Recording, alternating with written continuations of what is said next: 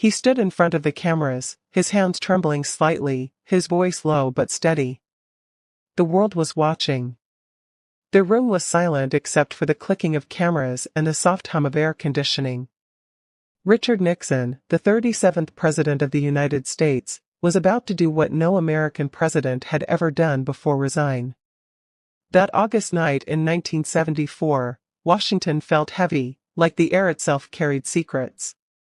For months, the Watergate scandal had been tearing the White House apart. Hidden tapes, secret meetings, and lies had finally caught up to the man who once called himself the defender of law and order. His closest allies had turned against him, and the truth was too powerful to ignore. Nixon knew the end had come. As he looked down at his notes, his face showed both pain and pride. He had fought his entire life to reach the highest office in the land, only to walk away from it in shame. Yet, in that moment, there was something deeply human about him, a man crushed by his own creation. He said softly, "I must put the interests of America first." It wasn't just a resignation, it was surrender, sacrifice, and tragedy all in one breath. In the corridors of the White House, staff members were crying quietly. Secretaries who had worked with him for years hugged each other as they packed up their desks.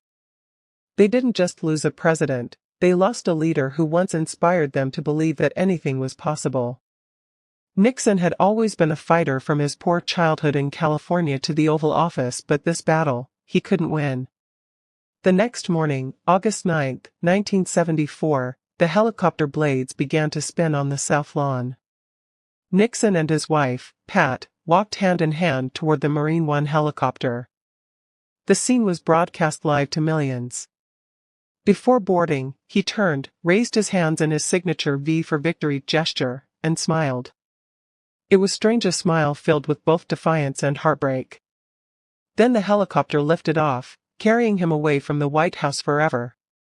Inside the helicopter, Nixon stared out the window as the city faded below him. The Capitol dome glowed in the distance, the same building he had once entered as a young congressman full of dreams.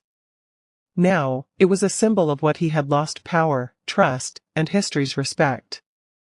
Yet even in his silence, there was dignity. He had accepted the end of his story, and perhaps, the beginning of a lesson America would never forget. Later, in his farewell address, he spoke words that still echo through history: "Those who hate you don't win unless you hate them back."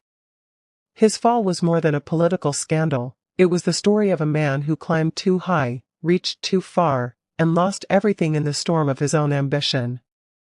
And as Marine One disappeared into the clouds that morning, America watched in sadness, shock, and awe. The moment the most powerful man in the world became just Richard Nixon again. Whose inspiring story of politician would you like to hear next? Tell us in the comments below.